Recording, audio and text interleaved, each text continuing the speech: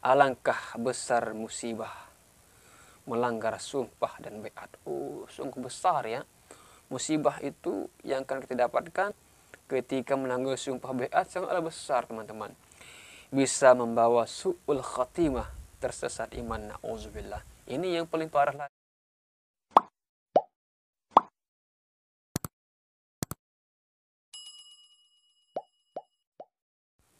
Assalamualaikum warahmatullahi wabarakatuh. Alhamdulillahi rabbil alamin.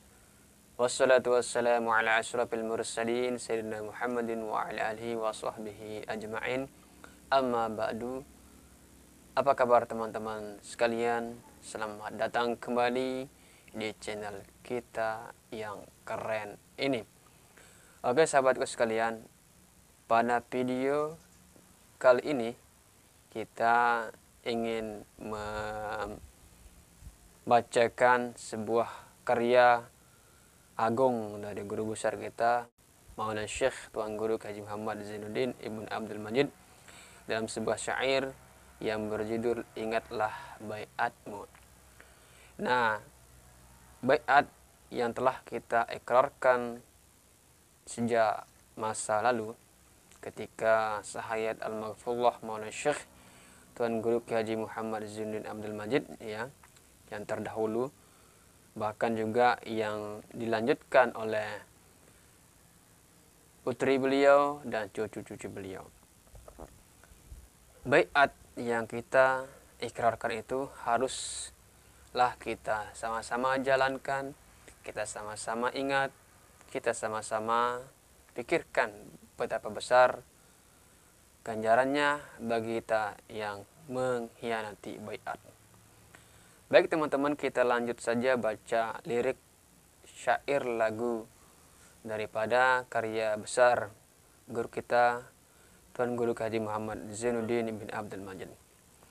Bait pertama, beliau menegaskan bahwa ingatlah baiatmu, sumpah dan janjimu yang telah diikrarkan sejak masa lalu.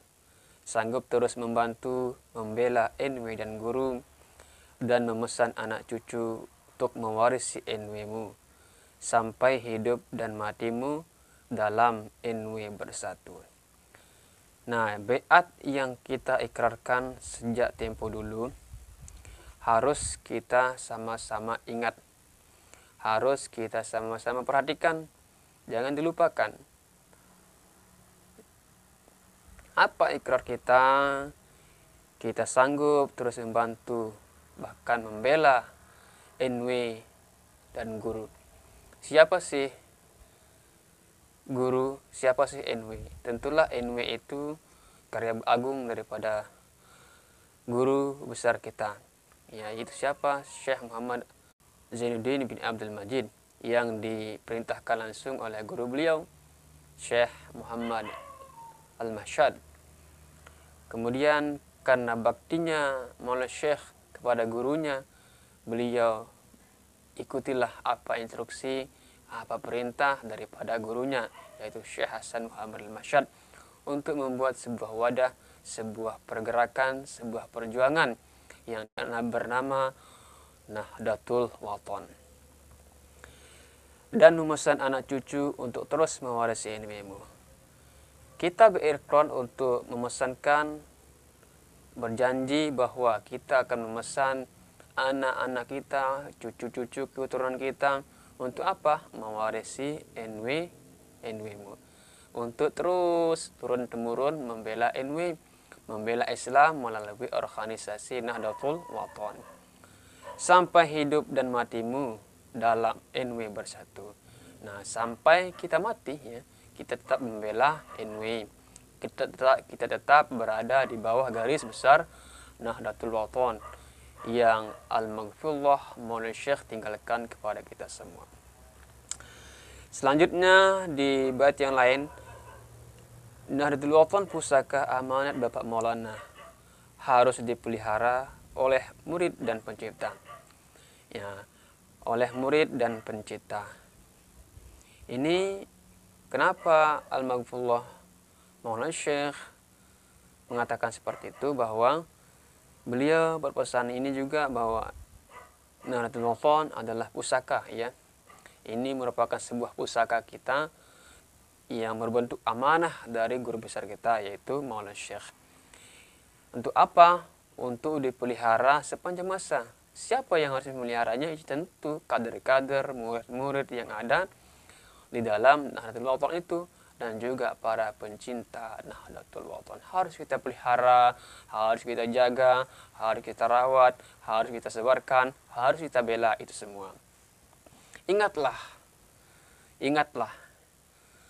jangan banyak kata-kata, tunjukkan bukti dan fakta. Jika kita pernah berikrar, maka buktikan, ya, buktikanlah dengan fakta, bukan kata-kata. Saya pernah bersumpah, saya pernah berbaiat, saya pernah begini, saya pernah begitu. Akan tapi perlu juga kita buktikan dengan bukti yang fakta, bukti yang nyata, yang konkret, yang harus seiring sejalan dengan hati, perkataan dan perbuatan itu harus benar-benar steril, harus dengan merata, seiring selangkah sayun. Jangan sampai terkena lupa kacangkan kulitnya. Yang dikhawatirkan bahwa jika hanya kata-kata itu, takutnya kita terkena dengan sebuah kata-kata, ya, yaitu lupa kacangkan kulitnya. Lupa kacangkan kulitnya. Nah, sudah dapat isi, lupa kulitnya. Jangan seperti itu. Tegakkan pendirian, taat pada pimpinan. Kita harus tegak komitmen kepada pendirian kita, terus konsisten pada pendirian kita. Tegakkan pendirian kita, terus taat pada pimpinan kita, apapun dan situasi apapun kita taat sama pimpinan kita. Walaupun ada perasaan di hati kita tidak pas menurut hati kita, tapi pimpinan kita berkata seperti ini, maka kita harus ikuti itu selama instruksi perintah itu baik menurut agama dan negara. Turutlah ketentuan garis Nahdlatul Wathon. Nah, kita harus ikut terus garis Nahdlatul Wathon ini. Alur perjuangan Nahdlatul Wathon kita harus ikuti terus dan terus. Sesuai perkembangan zaman. Kita harus ikuti. Apalagi ini perintah, ya, bangunlah. Wahai pemuda pejuang Nahdlatul Wathon. Wahai pejuang pemuda Nahdlatul Wathon, bangunlah. Bangunlah wahai pemuda pejuang Nahdlatul Wathon. Kibarkanlah panji-panji bendera Nahdlatul Wathon. Kita disuruh sebarkan ini Nahdlatul Wathon. Kita disuruh kibarkan bendera-bendera Nahdlatul Wathon. Melalui apa? Sosial, pendidikan, dan dakwah. Melalui apapun yang kita bisa, silahkan sebarkan panji-panji Nahdlatul Wathon. Tegakkan agama. Tegakkan agama Tuhan. Suburkan takwa dan iman. Nah, ini dia visi misi yang perlu kita perhatikan. Makanya di yel-yel Nahdlatul Wathon itu kan bilang pokoknya pokok iman dan takwa. Kita tegakkan agama Tuhan melalui takwa, iman dan takwa. Ya, suburkanlah takwa dan iman kita. Kita terus pupukkan takwa, keimanan kita kepada Allah Subhanahu wa taala. Hidupkan persaudaraan. Kita harus menjalinkan persaudaraan di antara satu sama lain. Jangan hanya mencaci maki, jangan memfitnah, jangan segini, jangan saling sikut. Kita harus hidupkan persaudaraan, karena Nahdlatul Wathon itu adalah di dalam Nahdlatul Wathon kita bersaudara. Di dalam negara kita bersaudara. Di dalam Islam kita bersaudara. Hidupkan Nahdlatul Wathon. Hidupkan persaudaraan melalui Nahdlatul Wathon. Hidupkan Nahdlatul Wathon. Nah, kita mulaikan persaudaraan itu melalui Nahdlatul Wathon. Kita ajak teman-teman kita yang belum masuk Nahdlatul Wathon, kita rangkul mereka, jangan kita caci maki, jangan kita hina, jangan kita judge, jangan kita obrak-abrik perasaan mereka dengan perkataan yang tidak baik. Melanggar sumpah dan baiat.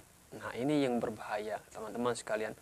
Melanggar sumpah dan baiat, merusak budi dan akhlak, ilmu amalnya tidak akan berkat, iman takwanya lapuk berkarat. Ini bahaya teman-teman sekalian ya.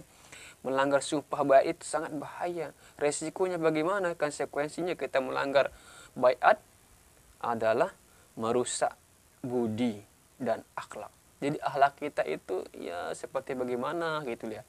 Karena kita sudah melanggar sumpah dan baiat kita kepada guru kita yang telah kami sebutkan, yang kami bacakan tadi di atas. Tidak hanya merusak budi dan akhlak, akan tapi ilmu amalnya tidak akan berkat. Ilmunya, pekerjaannya tidak akan berkat. Allah dicabut oleh Allah Subhanahu wa taala. Iman takwanya lapuk berkat. Oh, iman dan takwanya lapuk berkarat. Berpagi dan sore, berpagi sore iman dan takwanya. Berpagi sore iman dan takwanya lapuk berkarat. Alangkah besar musibah melanggar sumpah dan baiat. Oh, sungguh besar ya. Musibah itu yang akan kita dapatkan ketika melanggar sumpah baiat sangatlah besar teman-teman. Bisa membawa su'ul khatimah, tersesat iman, na'udzubillah. Ini yang paling parah lagi. Melanggar sumpah baiat itu merupakan musibah yang besar. Kenapa? Karena dikhawatirkan nanti di akhir hayat kita bisa su'ul khatimah, na'udzubillah min dzalik, summa na'udzubillah min dzalik. Maka kita pandai-pandailah menjaga hubungan kita kepada guru kita, jangan sampai merusak hubungan kita kepada guru kita. Ya, tersesat iman, na'udzubillah, la haula wala quwwata illa billahil aliyyil azim, na'udzubillah min dzalik. Tersesat iman, na'udzubillah. Bisa saja kita tersesat iman karena kita melanggar sumpah dan baiat. Musibah terbesar bagi kita semua adalah melanggar sumpah dan baiat. Musibahnya yang akan kita dapatkan adalah su'ul khatimah dan tersesat iman. Na'udzubillah. Oke sahabat sekalian, sampai di sini saja yang dapat kami utarakan. Ya, sekian. Assalamualaikum warahmatullahi wabarakatuh.